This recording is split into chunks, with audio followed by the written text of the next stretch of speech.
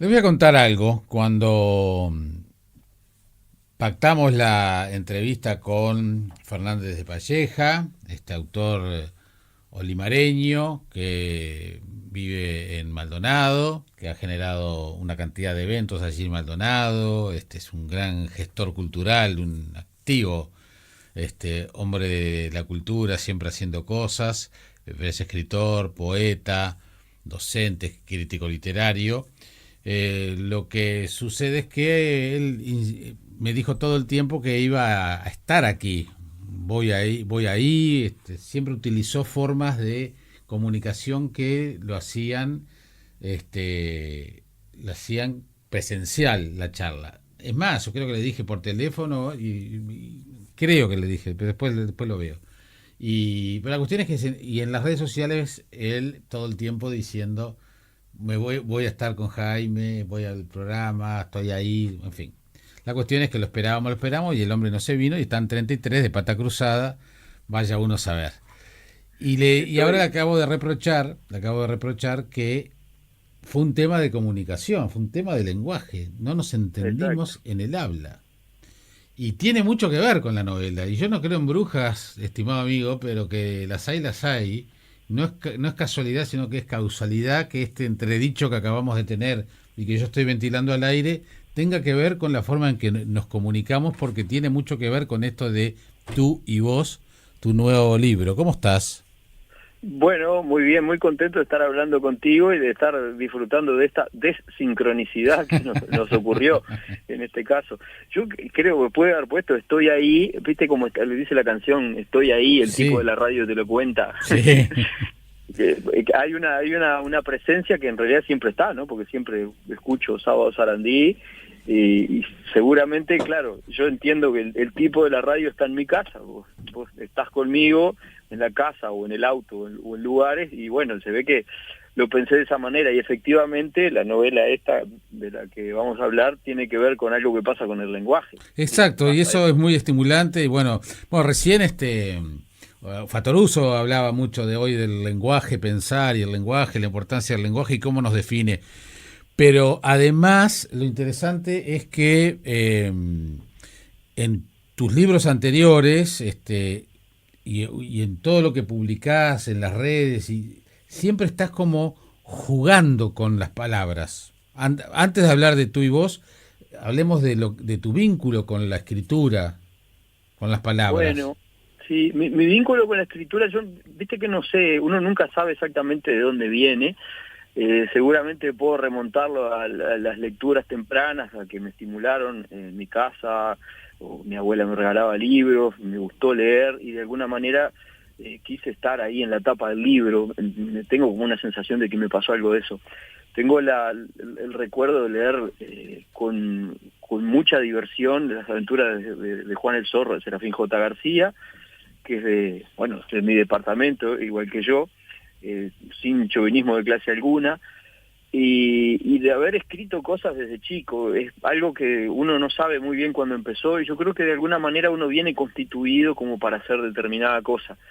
Y después no hay mérito, simplemente hay que, bueno, darse cuenta de que uno funciona de esa manera y de pronto le pueden ir saliendo materiales entre artísticos y hasta académicos a veces por medio del lenguaje. O sea, yo quería jugar bien al fútbol, quería bailar bien, pintar, etcétera, actividades que me fueron rotundamente negadas a una edad muy temprana por la ausencia total de condiciones. En el caso de la escritura resulta que yo cuando quería escribir algo me salía, entonces seguramente busqué el canal por ahí. Y después posiblemente siempre haya historias para contar o miradas diferentes para darle a las cosas, que bueno, más o menos creo que va por ahí la mano. Ujú. Sí, porque además también jugás mucho con determinadas formas literarias, con géneros, a veces te pones más payadoril, a veces te pones más melódico internacional, a veces poemas más clásicos, sonetos, es decir, también estás indagando por las formas, ¿no? Sí, me interesa la forma porque en realidad en la literatura la forma define mucho del partido. Para mí es bien interesante ver cómo se trabaja con esa materia que es el lenguaje, o cómo se juega. Puede verse como trabajo, puede verse como juego, como exploración. Me interesa el soneto, me interesa la décima, me interesa el cuento, me interesa la novela. Creo que son todas manifestaciones más o menos de lo mismo, y está bueno ver, yo qué sé, trabajar con la forma como viene tradicionalmente, y también deformarla, darle otros usos, e incluso hacer usos paródicos, ¿no? Porque incluso en este libro, por ejemplo, hay un montón de juego con distintos géneros textuales que van de alguna manera hilando la historia. Sí, pero Pongo además... hasta notas de prensa ficticias, cuentos supuestamente escritos por otros y cosas de esas. Bueno, pero además en el otro libro que me mandaste, de Tal, el de Gonzalo Fonseca y tuyo, por ejemplo, hay uno que el primer poema se llama Gonsecan de Falleja, es decir, juegan muchísimo con los nombres de ustedes. Bueno, por lo pronto vos no te llamás Fernández de Falleja. Sí, ese es mi apellido, que Por eso. en realidad resolví firmar hace un montón de años todo aquello que escribo con el apellido, que es mi apellido verdadero, por cierto, porque si ponía Ignacio Fernández, que es como me autopercibo en mi vida civil, me iban a confundir con Ignacio Martínez y no quería provocarle tales daños al escritor. Y bueno, y sobre lo de Fonseca, el de Tal fue todo un trabajo, fue un juego, realmente un juego en el que nos íbamos mandando textos, cual pelota de ping-pong. Él mandaba uno, yo mandaba otro, uno escribía las cosas que el otro había dicho y viceversa, de manera que se fue formando una especie de Frankenstein de dos cabezas, en el que cada texto recibía como título un nombre alterado de nosotros dos, y después se fue deformando, con esa concepción de jugar con el lenguaje, y en algunos momentos nos asaltaba la poesía sin que lo quisiéramos, ¿no? La idea de juego. Y, por cierto, estuviste en el jurado que premió esa obra en un concurso de algo que se llamaba Editado Online, y nada, aprovecho la ocasión para agradecer la lectura y para protestar por qué no ganamos nosotros el primer premio. Vaya a saber, vaya a saber. Pero si mi memoria, no, vos sabés que no me acordaba, ahora me estás... Pero vos sabés que estuviste ahí, Sí, bueno, estuviste ahí. uno anda ahí, uno anda ahí. Exacto, bueno, vayamos a tú y vos. ¿Cómo definir tú y vos? Mi paisano Pedro Peña dice unas cosas interesantes en una suerte de prólogo, sobre lo que es esta novela que titula Y además es muy entretenida. Y habla por allí de las obsesiones del escritor. ¿Cuáles son tus obsesiones? Bueno, podría ser que la lengua, como decías ya anteriormente, porque de chico estudié inglés, después aprendí portugués, después me dediqué a estudiar español. Soy docente de español, de lengua, concretamente. En este momento estoy trabajando en formación docente. Y me interesa mucho cómo funciona el lenguaje. Es algo que siempre está trabajando en mi mente. Eso es como realmente una obsesión. Aparentemente me dijo un psicólogo la otra vez que sería como un comportamiento obsesivo realmente. Y en este caso particularmente, aprovecho para agradecerle a Pedro la deferencia y el entusiasmo que le puso al prólogo. Todo viene de un posgrado de gramática que me puse a hacer, en el que éramos compañeros con Pedro, entre otra gente, y formábamos un subgrupo ahí que se llamaba Bosquejanos, en homenaje a Ignacio Bosque, que es el gramático como más renombrado del español. Y bueno, a mí me pasó de verme expuesto a mucho más pensamiento sobre la lengua, y conversando con una amiga en determinado momento empezamos a hablar del tuteo y el voceo. Es un tema que en Maldonado es bien real y cotidiano, porque existe la forma tuteante en Maldonado, en San Carlos, también en Rocha, por cierto, también se tutea en Montevideo, y bueno, puede ser como un tema técnico, folclórico, qué sé yo. Y a mí se me ocurrió en determinado momento, dado que es una forma de tratamiento que caracteriza e identifica a la población de la zona, perfectamente podría existir la fiesta del tú. Porque hay fiesta de todo, ¿no? La fiesta de la cerveza, el festival de reencuentro del Olimar, acá que estoy acá en el pueblo ahora, la fiesta de la primavera de Dolores, la fiesta del carnero, del cordero pesado, no sé, en Paso de los Toros, creo que hay fiestas por todos lados, y siempre con una especie de tema sobre el que se ronda. Y en este caso dije, bueno, ¿por qué no hay una fiesta del tú? Y a partir de eso empezó a crecer esa idea de la fiesta. Tenía que haber alguien que lo organizara, a partir de lo cual apareció el intendente que llega al pueblo de otro lado, adopta la forma tuteante, escala en la política, y bueno, va teniendo sus vicisitudes políticas y hasta amatorias. Tengo que empezar a inventar la fiesta. ¿Cómo es esa fiesta? Claro. ¿Qué pasa? Un festival folclórico, pero al mismo tiempo hay charlas sobre lengua.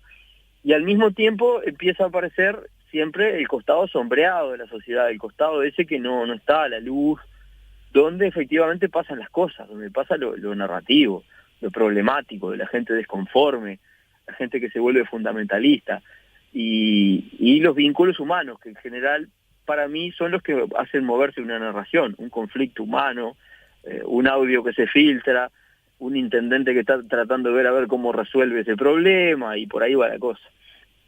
Bien. Es un tema interesante porque es increíble cómo en un territorio geográficamente tan pequeño, ¿no? Hay tanta diferencia en cómo nos diferenciamos las zonas, ¿no? Tú mencionabas a Rocha, está la preciosa novela de César Di Candia, El país del deja-deja, donde trata estas cosas también. El toma tú que te toca a ti, ¿no? Ese también que se dice de Rocha. Y cómo nos define el tema del lenguaje. Por eso a mí me pareció tan divertido lo de las fiestas del tú, porque esas fiestas populares que tú estás diciendo de toda esa zona en la que estás, ahí en el Olimar y eso, son fiestas de identidad para cada localidad, para cada pueblo, para cada sector. La fiesta del arroz, del cordero pesado, del gofio en Canelones, todas esas hacen a la identidad de cada zona. Y obviamente que esa fiesta del tú en tu novela hace a la identidad también de todo ese grupo, de toda esa fauna que vos describís en la novela. Sí, indudablemente, ¿no? Hay algo que nuclea a los pueblos, ¿no? El pueblo, el 33, por ejemplo, que es donde estoy ahora, bajo unos árboles, igual que el personaje, gira bastante en torno al Festival del Olimar, y hay mucho de la identidad local que está dada por su música, por su literatura. O sea, murió el Pepe Guerra hace poco. Nos encontramos con alguien de 33 allá en Maldonado y nos saludamos como si hubiéramos perdido un pariente. Uh-huh. Hay mucho de la identidad que está jugada ahí. En Rocha muy particularmente es así. Hay un estudio incluso de alguien que ahora no me acuerdo el nombre, pero se llama Donde nace el tú de la patria. Uh-huh. Y entonces indaga sobre todas las manifestaciones que hacen los rochenses defendiendo esa pureza de su hablar, como dicen en la canción también, esa supuesta pureza, porque en realidad sabemos que el voceo y el tuteo son formas que no son una mejor que la otra, ni nada que se parezca. Simplemente por algún motivo esa forma de tratamiento quedó ahí y eso los identifica. Yo lo que hice en la novela fue exagerarlo, caricaturizarlo y llevarlo a unos extremos que por supuesto no suceden en Rocha ni en Maldonado, pero me empecé a preguntar qué pasaría si esto fuera tan fuerte como para configurar una identidad que además fuera beligerante con respecto a, no sé, a la capital, ¿no? Que la capital fuera visto como algo lejano y ominoso, cosa que por cierto puede pasarnos en el interior muchas veces, que vemos la capital como algo que nos impone cosas y no nos ve, y bueno, todo ese tipo de cuestiones, ¿no? Pero también, ¿no? Trabajé con el formato ese de un pueblo, que es una comunidad más o menos cerrada, donde todos se conocen, donde se ejerce esa presión social, que pesa sobre los personajes. Todos los que hemos vivido en un pueblo sabemos cómo funciona eso, que puede tener aspectos favorables, muy positivos y hasta festivos, y otros que pueden llegar a ser siniestros, ¿no? A raíz de lo cual se mueven algunas cosas. Claro, si será importante el tema del lenguaje y cómo te comunicás, yo que alguna vez lo he contado esto, cuando yo me vine para Montevideo, con 14 años, me acuerdo perfectamente las personas que me lo dijeron, pero no importa, no tiene sentido, que me deseaban mucha suerte, que esto, que lo otro, era gente vinculada a la radio de San José, donde yo estaba, que me deseaban mucha suerte, que bla, bla, bla, bla, bla. Lo único que te pedimos es que no se te pegue el tonito de Montevideo. Bueno, Sí, a mí me pasó, fui a vivir a Montevideo, allá por el año 97, fui a estudiar una carrera en la que después no seguí, y me acuerdo de sentir la diferencia de cómo hablaban, me acuerdo de percibir muy claramente los acentos y los modismos de la gente de todo el país, y tengo la sensación física de ingresar al ómnibus de Núñez Transporte y Turismo de vuelta a 33 y sentir que la gente hablaba bien. Yo sentía que los de mi pueblo hablaban bien, y siempre lo cuento a esto, porque muchas veces existe el preconcepto de que en el interior se habla mal, que nos comemos las heces, como si, bueno, es como una forma diferente de pronunciar, y la forma correcta o estándar es la de Montevideo, y los de Montevideo en algún caso te lo hacen sentir, entonces está toda esa cuestión, y yo de alguna manera como que reivindicaba eso internamente, aún sin decirlo, seguramente influido por el trabajo, pienso yo, de Serafín J. García, que me lo regaló mi padre de chico, me acuerdo, y me dijo que me iba a divertir y tenía toda la razón del mundo. ¿Y qué pasaba? En ese libro, en las aventuras de Juan el Zorro, particularmente en ese, que lo leí con 8 o 9 años, los personajes hablan en la más estricta variedad rural, y eso está muy presente, y yo no me lo imagino de otra forma. Hay una variedad, una versión estándar de ese libro, estandarizada hasta por el propio Serafín, pero que a mí me parece que le falta gran parte del alma, porque es muy interesante escuchar cómo habla todo el mundo. O sea, y hay mucho que se dice en cómo canta la lengua o en qué palabras utilizamos que son propias de una región o de una ciudad. Bueno, acá en Uruguay no pasa tanto, pero sabemos que hay lugares donde hay conflictos, que no sé, en Cataluña, por ejemplo, el tema de enseñar o no enseñar el catalán, qué es lo que pasa con el euskera, qué pasa con el Claro, gallego, todo ese tipo de cuestiones, ¿no? claro, pero por eso ahí ves la importancia del tema del lenguaje, pero además cómo ese tono que me decían que no se me pegara, y yo te debo confesar, Ignacio, que yo no siento hoy que entre Montevideo y San José haya demasiada diferencia, son 90 kilómetros, no es nada. No es lo mismo los tonos que tiene el Johnny de Melo en Rivera que uno que vive en Colonia, ¿no? O Fabián Severo, Sí. todo lo que hace vinculado al portuñol con el que vive ahí en Maldonado. O sea, ahí sí hay distancias más allá de lo geográfico, pero en distancias cortas no, pero sin embargo, en la sutileza uno se da cuenta que sí, que hay palabras, hay modismos. Pero tu novela además lo que tiene es que justamente, si bien vos empezaste con la idea de generar una fiesta del tú, una reunión social que marque a ese pueblo, a esa localidad, Independencia, pueblo en realidad, ¿no? O menos, no sé. Capaz que te discuten los independentinos y te dicen que ciudad, mirá. Bueno, también, pues yo le sigo diciendo Villa Rodríguez a Ciudad Rodríguez, ¿viste? No me sale Ciudad Rodríguez, así que Sí, uno claro. lo dice desde el cariño. Pero también, cuando tuviste que armar toda la arquitectura en torno a la fiesta y armar los personajes, haces una radiografía impresionante de los vínculos de ese pueblo chico. Sí, bueno, experiencia pura, ¿no? Uno se crió en un pueblo y se fue a otro. Entonces, bueno, está el clásico ese de pinta tu aldea y pintarás el mundo. Y además, qué sé yo, la lectura, lo que uno ha leído, ¿no? García Márquez hace eso, por ejemplo, en su Macondo.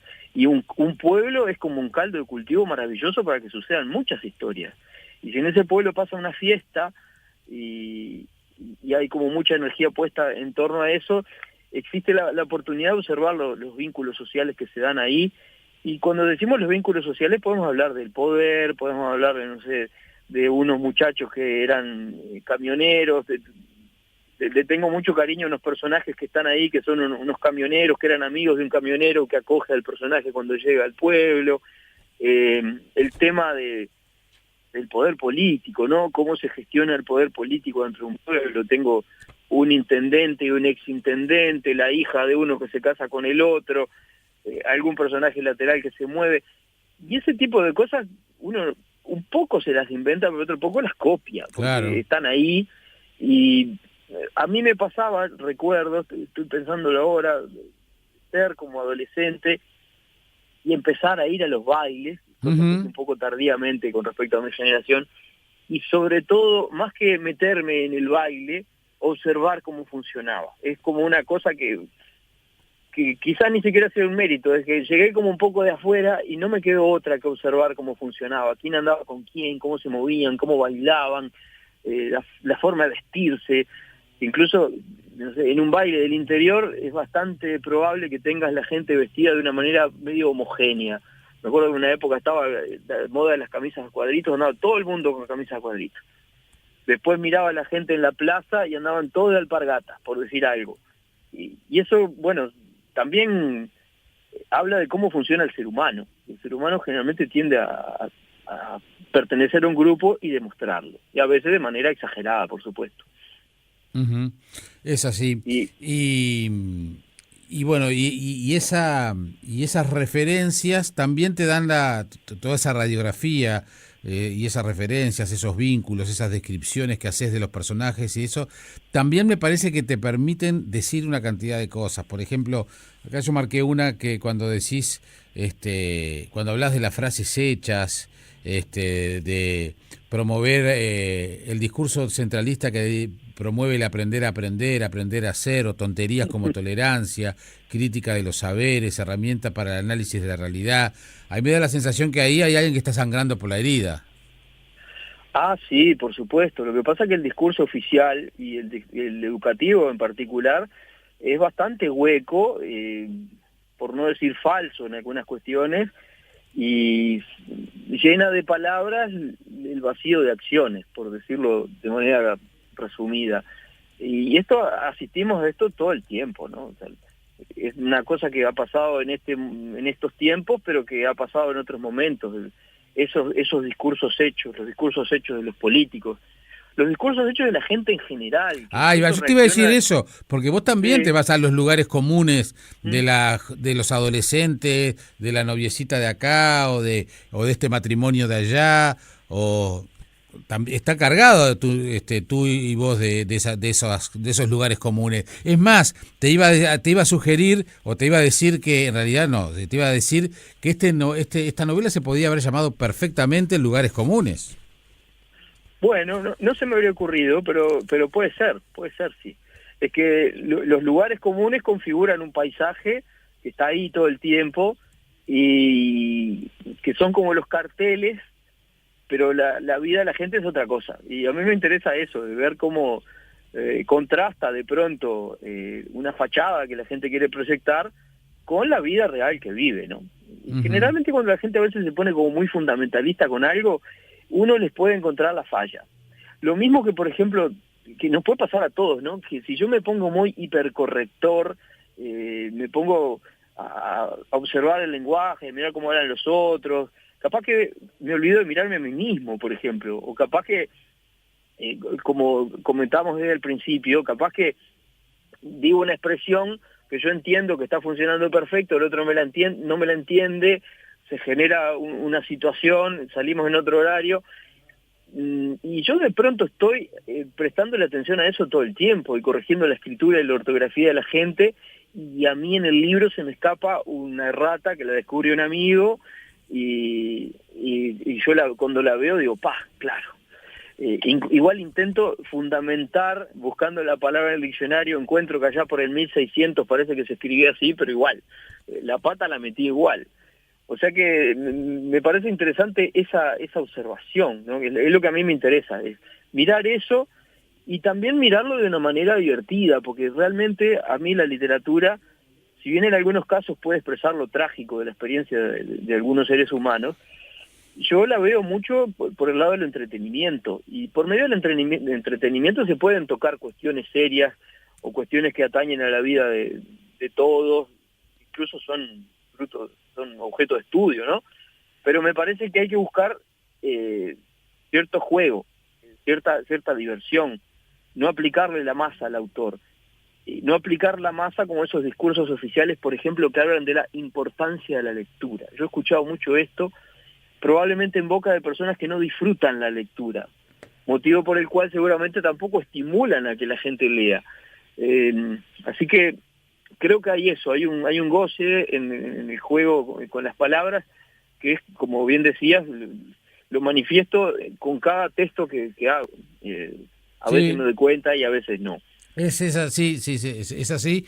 Y también creo que ayuda mucho el tema de los textos, son textos breves, de dos páginas, 3 páginas, y eso permite ir armando el rompecabezas y cada uno de los sectores, de los distintos lugares y momentos que vas transitando en esta historia.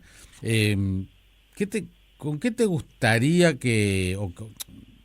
sí, suena muy trascendente, pero no importa. ¿Qué hemos tenido tantas diferencias con el lenguaje hoy, que una más? ¿Con qué te gustaría que se quedara el lector? A mí me gustaría que se quedara divirtiéndose, que pasara un buen momento. Me gustaría que pudiera completar los huecos que dejé intencionalmente en la historia. Y me gustaría que se quedara pensando en los discursos que funcionan y que circulan en la sociedad, de cómo se traza la identidad, de cuánto es verdad, de cuánto es mentira, y de cómo a veces podemos llegar a ponernos fundamentalistas, o cómo en algunos casos podemos aprovechar cierto discurso para obtener nuestro provecho, o algo así. No sé, realmente no me habría hecho esa pregunta. Por eso, en general, ya lo sé, por eso te la hice. Porque la escritura de la novela, que fue en un plazo bastante breve, fue sobre todo a partir de una motivación un poco incontrolable, porque se me ocurrió esa idea de la fiesta y empezó a cobrar vida y tenía que escribirlo para sacármelo de encima, porque esa fiesta quizá podía dejarme sin dormir. Muy bien. Así que bueno, capaz que los dejo sin dormir un rato y bueno, me gustaría, por ejemplo, que la persona se quedara un rato sin dormir siguiendo la lectura de la novela. Se llama Tú y Vos, Fernández de Palleja el autor, Ginkgo la editorial. ¿Quién distribuye? ¿Quién? Escaramuza. Escaramuza. Perfecto. Y también tiene ahí el patrocinio local, cosa que me parece muy bien, que se apoye la difusión de los libros, así que excelente noticia. Eso hay un detalle que quizá, no sé si nos queda un Dale. instante.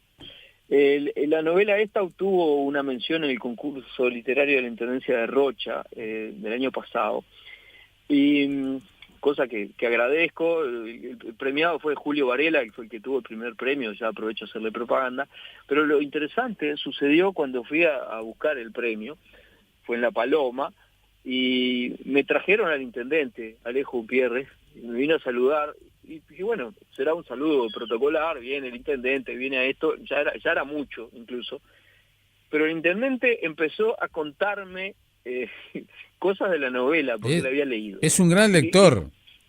Sí, parece que sí. Incluso se había angustiado un poco con lo que le pasaba al intendente que estaba en esa novela. Que justo cae en un año electoral cuando yo la escribí en realidad en verano del 2021. O sea, creo que las cosas se alinearon de alguna manera. Está muy bien, excelente. Tú y Vos, Fernández de Palleja, editado por Ginkgo, editorial, distribuye Escaramuza. Gracias, maestro. Muchas gracias a ti, o a tú, como dicen en la novela, y bueno, la próxima vez lo tendremos que hacer presencial. ¿Sabés lo que me escribiste? De tú a tú. Ah, bueno. Y eso me llevó a mí pensar que estabas acá. Otra cosa es la ambigüedad. Exacto. Se precisan 2 programas más para hablar de eso. Un gran abrazo, Ignacio, que pases bien. Un abrazo. Chao, chao.